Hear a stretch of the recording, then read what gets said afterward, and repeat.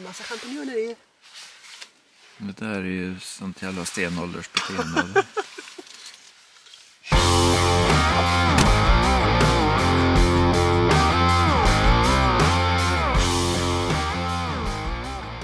Vad ska vi göra idag? Vi ska tälta. Ja, min vill ni inte ens se här bakom hur mycket jag har. Jag sa precis, den här väger säkert 35 kilo nu, för jag har så jäkla mycket. Och dessutom så ska jag bära, vänta får ni se här. Vi ska få med oss 2 vedsäckar också. En idé som vi tänkte som jag har fått. Vi ska inte gå så långt, så vi får se hur det går. Men av den anledningen så kommer vi inte att filma på vägen dit. Det blir för tungt. Men vi ses igen när vi har kommit ut mot kusten, för vi är vid havet. Alltså vilka jäkla påhitt vi gör. Vi är kanske halvvägs nu då. Var den längsta kilometern i mitt liv, tror jag. Ja. Men vi har inget bråttom. Nej. Vi tar de pauser vi behöver bara. Jag vet inte vad en sån här säck väger faktiskt. Jag tror de väger 5 kilo styck. 5? Ja. Nej, det gör de inte. De väger mer. Det här är inte 5 kilo. Joho. Lyssna inte på henne. Det är 10-15 kilo kanske. Ja, det är det. Jag skojar. Ja. Ja. Men vi trummar på. Vi ses på en stund.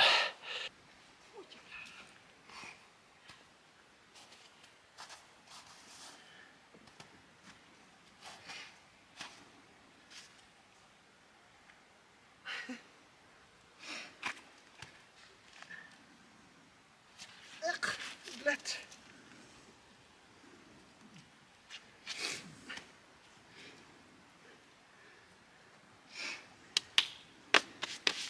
Äsch. Sluta skratta åt mig. Jag vill inte ramla på de här stenarna. Vi har nått fram till havet. Nu måste vi bara hitta någonstans där vi kan slå upp tält. Och här är inte ett sånt ställe.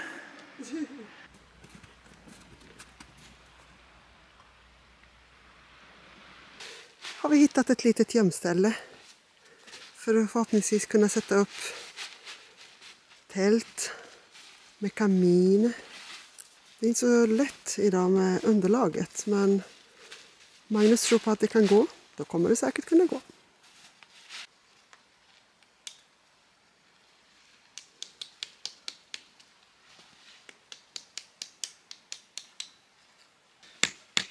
Vi får helt enkelt se hur det här håller. Det är djup is. Och det går knappt att få igenom nu böjelsen här.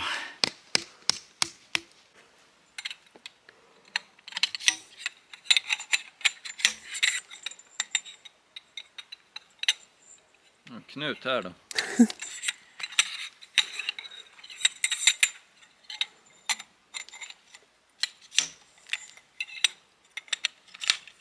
Men titta så duktig han är. Det är nästan så att han är lika duktig som när jag satt upp med mitt tält. Ja, det avsnittet kan ni kolla på. Får ni se hur man inte ska göra. Det är ett av Upplandsleden avsnitten.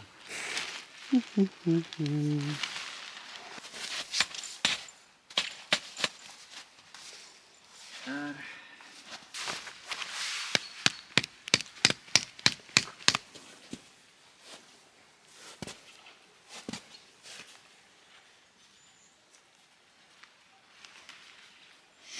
Då har vi lagt in lite billig presenning bara som botten. Och så kommer det komma en kamin där. Vi har faktiskt aldrig använt det här tältet förut. Vi köpte det här när vi skulle vinterkampa i Fulufjällen. Billigt tält. Mountain Cattle. Det är Röda Stjärnan tror jag det var som säljer det här. Men nu när jag har satt upp det så här, det verkar vara ändå helt okej. Kvalitet. Alla summar. Det är inte så mycket Jag tror inte jag hittar någon lös tråd i någon söm sådär. Eller så det är bra. Så nu ska vi se om vi kan få dit kaminen då. Där har vi kaminen.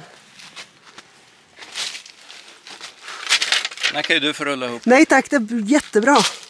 De här är... Satan vad jobbar de här. Vi ser om vi får till det nu. Ja, vi försökte en gång innan vi skulle åka till Fulufjället och det var... Ni vill inte veta vad jag har för åsikt om det. Precis. Och det var faktiskt inte bara jag som svor då, Magnus också. Kör ju med glas. Mm. Jag tycker det blir mysigt.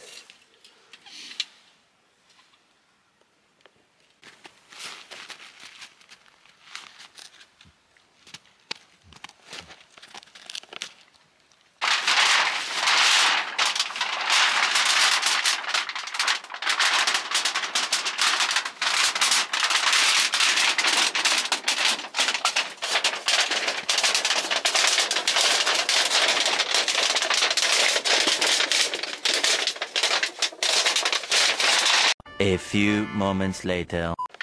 Titta, jag lyckades rulla hela och inte en enda svordom. Ja, precis. Eller hur? Helt fantastiskt. Visst var jag duktig, Magnus? Du stod och kollade Facebook och sådär under tiden. Va? Det menar du väl inte? Det gjorde jag faktiskt inte. Jag svarade på ett sms. Ja. Så här då.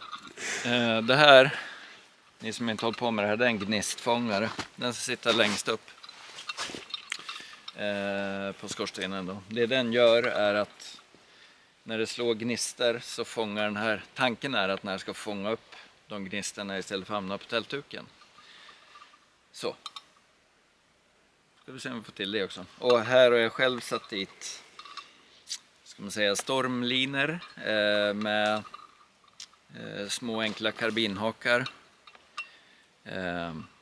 Tanken med det här är inte att man ska inte spänna åt det här så här hårt, för då kan det bli dåliga spänningar. Så när skorstenen blir varm, då är det liksom inget bra att det sitter i spänn, utan de här ska vara lite lösa.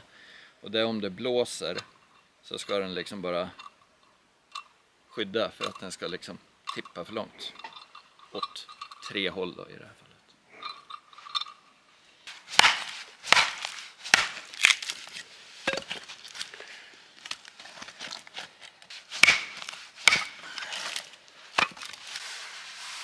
Vad har vi där då? Inbakad pizza. Tada! Så vackert. En massa champinjoner i. Det där är ju sånt jävla stenåldersbeteende. Love it. Vad ska jag göra? Ja, och jag håller på att försöka få igång en liten kamin här då. Får vi se hur det går.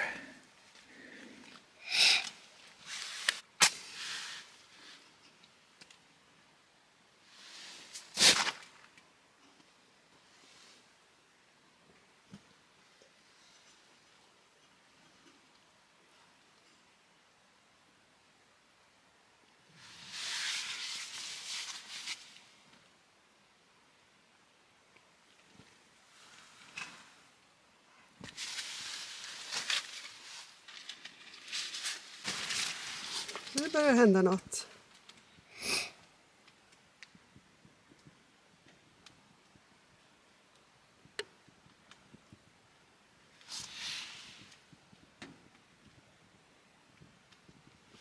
Ja, det har inte blivit så mycket ihålligt filmande hittills, för allt har varit så. Först var det ju vägen hit som var bedrövlig. För vi gick över ett kalhygge där det hade kommit snö, vi visste inte vad som var under, och så bar vi 140 kilo var ungefär. Typ. Kändes så i alla fall. Och sen ett nytt tält på det som vi har styrt med. Men nu är det i alla fall ja, det är vår sovutrustning som ska upp bara, men det har vi gjort förut, så det har vi koll på. Jag vet inte om det syns på kameran, men nu ryker det i alla fall. Kolla vad otroligt snyggt jag gjorde skorstenen. Den är ju helt klockren. Det ser ut som att den har varit med i en trafikolycka. Kolla. Men även om det är så funkar den ändå. För det är inget läckage. Så länge det är det, då är det väl okej då. Tänker man. Allt behöver inte vara så jävla snyggt. Fortfarande jag som har gjort det, nu inte du. Det är jag som har gjort det. Ja. Ja, det var jag som handskade med Vet det. du? Det där har du gjort. Klaga inte på mina inbakade pizzor. Jaha, jag trodde Det var du som ville ha pizza. Jag trodde det var en fårmage. Ha, det var du som ville ha pizza och voilà.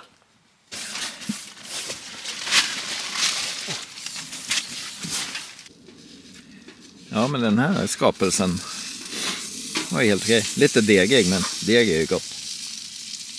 Ja, så här kan det ju också se ut innan man har kommit i ordning.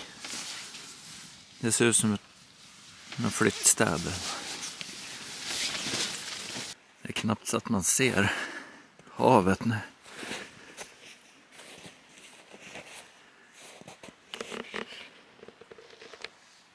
Men det ligger där.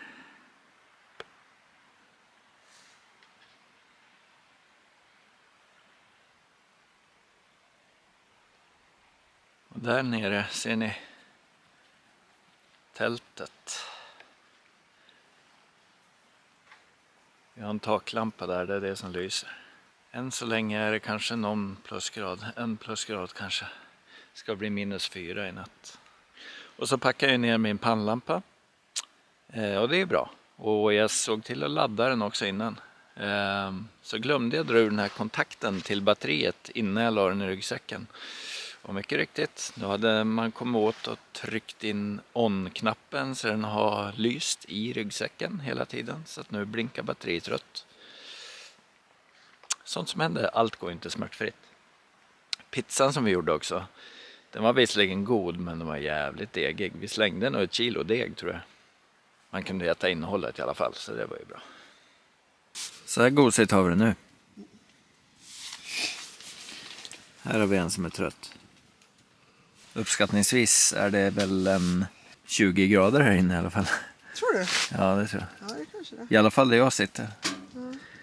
Ja, men man fryser i alla fall inte. Nej. Det var mina tår, vi har ju stått i snön så länge. Men annars så. Jag har en termometer där som vi kan kolla på snart. Men den har nyss legat ner mot snön så den visar inte rätt. Jag kan kolla bara efter temperatur sen. Men det här funkar ju bra. Den där kaminen har jag också köpt på Röda Stjärnan. Kostade 3500. Det är inte titan det där så att den väger lite mer. Det är rostfritt stål. Men man packar en platt och den får plats lätt i ryggsäcken. Och där har vi vår vedgömma. Vi vägrar bära tillbaka den så att den här kaminen kommer att få bekänna färg nu. Allt ska bort. Allt ska bort.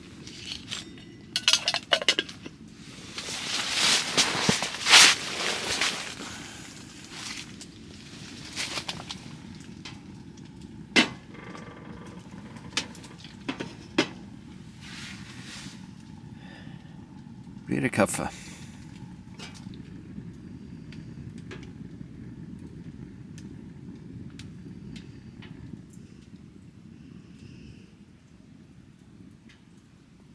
Det här är guld. Torkat renkött. Bra tilltagg. Bra skit.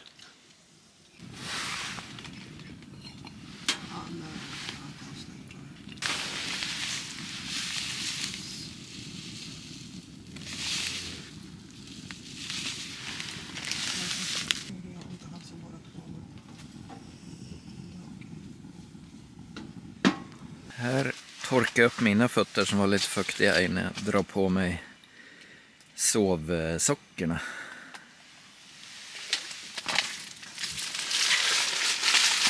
Och den här, hon har svårt att... Ja, hon har svårt med det mesta. har inte svårt med någonting här.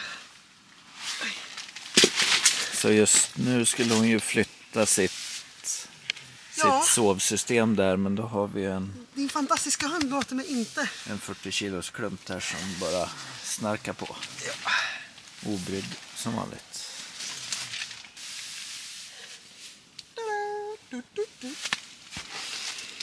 Det är liksom ett bestående tema det här att du har på dig för mycket kläder. Senaste Upplandsleden, vad kom du med då? Någon Peak Performance dunjacka som du skulle gå i. Ja, den du har på dig nu. Ja, jag fryser. Och nu passar det bra att ha den när man sitter still. Ja. Men kanske inte när du går. Och du lär dig inte heller, för vad hade du på dig när du gick idag? Peak Performance. Jag vet att du är klok. Klok som en bok. Jag tar av mig, eller hur? Tack, det var bara det jag ville höra. Det där var jättebra. Bättre för varm än för Kan kall. vi stänga av kameran? Nej. Nu är det snart dags för sängen här.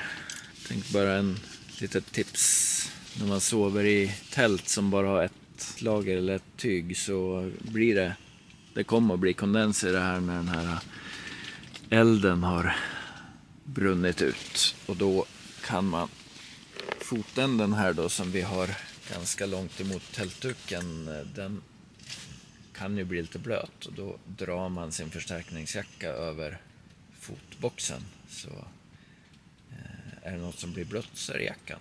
Så det är ett tips. Slipper hela sovsäcken bli blöt. Du har ju saknat att tälta med mig igen. Jag har saknat att tältat. Nej, Punkt. du har saknat att tälta med mig.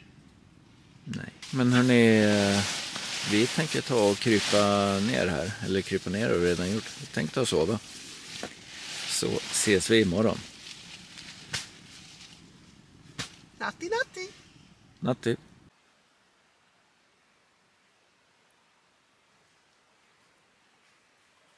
God morgon. God morgon. Och så gott. Definiera gott. Jag som har varit varm och sovit. Ja, fram till... Jag somnade, vaknade vid 11:30. Sen var jag varm fram till 2. Sen började jag frysa. Därför har vi slagit igång en eld. Fast jag har varit varm och gosig. Jag är varm och gosig. Isa verkar varm och gosig. Du har ju till och med fått värme från Isa ju. Hon har tryckt sig mot dig. Det har hon. Det har hon, det har hon. Så då får du helt enkelt vänta på att den här kaminen gör sitt. Så att det blir varmt här inne. Vi har -4 nu.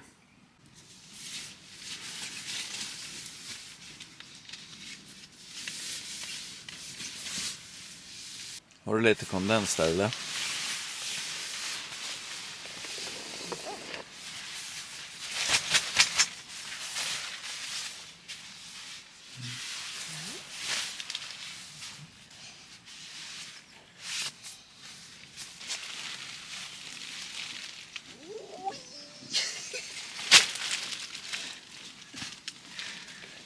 Lite så här lagom stel. Och du säger att jag är gammal. Nu har rökröret fått en fin patina här. Jag tänkte så här, vi två som ändå är personlig tränare och som dessutom eller jag i alla fall är rutinerad vandrare. Kommer lite tips inför sommarens vandringar som ni kanske har tänkt att göra. Speciellt längre vandringar då. Och det är ju så här med träning. Den bästa träningen är den som blir av, och utifrån vad man ska utföra och träna inför så bör man ju efterlikna det i sin träning. Och i det här fallet så blir det ju gå ut och gå med ryggsäck. Och är man riktigt otränad, börja utan ryggsäck eller en väldigt lätt ryggsäck. Men också sträva efter att ha den utrustningen på sig som man har tänkt att gå i, så man vet vad man orkar. Och gärna ta lite mer kuperade sträckor när ni har kommit så långt att ni känner att ni orkar det. Ska man prata om styrketräning och det kommer till och det kommer till vandring, då i styrketräningen, alltså grunden är alltid att belasta mer än vad man kommer att bli utsatt för i vandringen i det här fallet då. Och bra övningar är ju de vanliga, skulle jag säga: utfall, benböj. Det är trots allt benen som bär den största bördan, men även rygg och bål överhuvudtaget för att hålla stabiliteten. Skulle också kunna vika in axlar lite sekundärt för man bär ryggsäck. Inte några konstiga hokus pokus övningar, utan vanliga traditionella utfall. Och för er som inte vet vad utfall är: fram, rakt ner, upp, tillbaka och så växla. Svårare än så är det inte. Benböj, så, upp, inte svårare än så. Flåset, konditionen, den skulle jag säga att den tränar ni ju bäst genom att faktiskt gå ut och gå med ryggsäck. Och så försöker ni öka distanserna hela tiden. Ponera att ni ska gå, ni har fått för er att ni ska gå 10 mil på fjället. Då kan man räkna med nummer 1, det är kuperat, det är tungt. Nummer 2, ja, klarar du att gå 10 mil, låt säga en vanlig grej att gå 2 mil om dagen, och då blir det ju 5 dagar ni är ute. Det tär på kroppen, det är inte som att gå 2 mil med joggingskor, utan ni kanske kommer att snitta 2, max 3 kilometer i timmen. Annars när man går är man uppe i minst det dubbla. Uthållighetsträning är viktigt.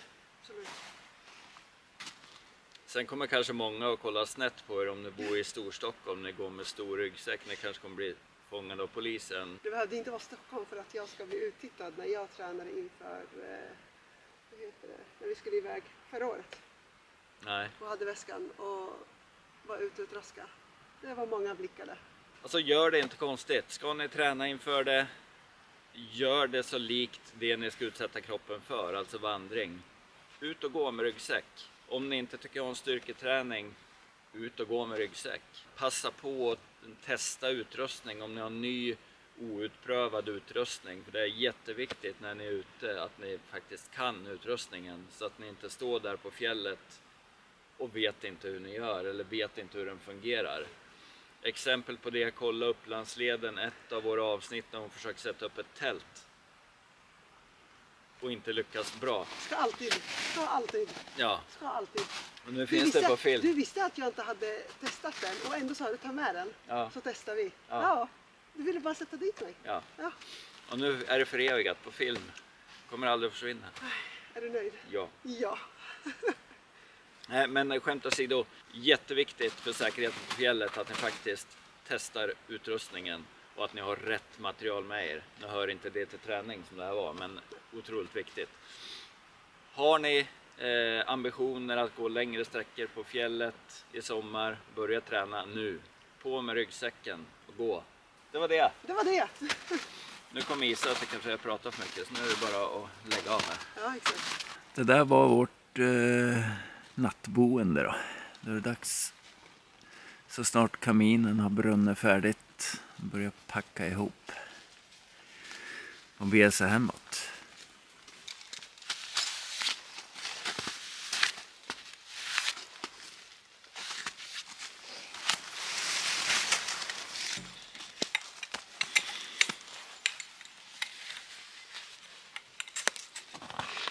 Kul.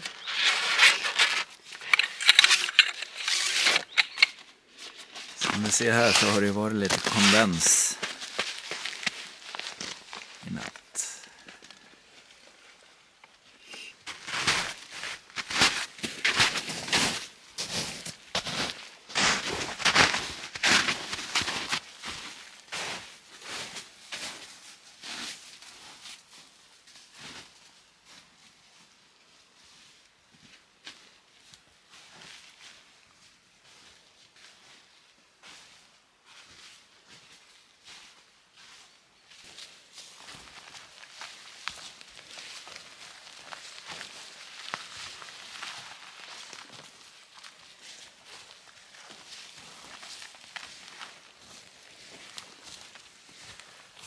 Var det ben där i sen? Ja, vad hittade du för ben? Ja. Det är nog djurben. Mm-hmm.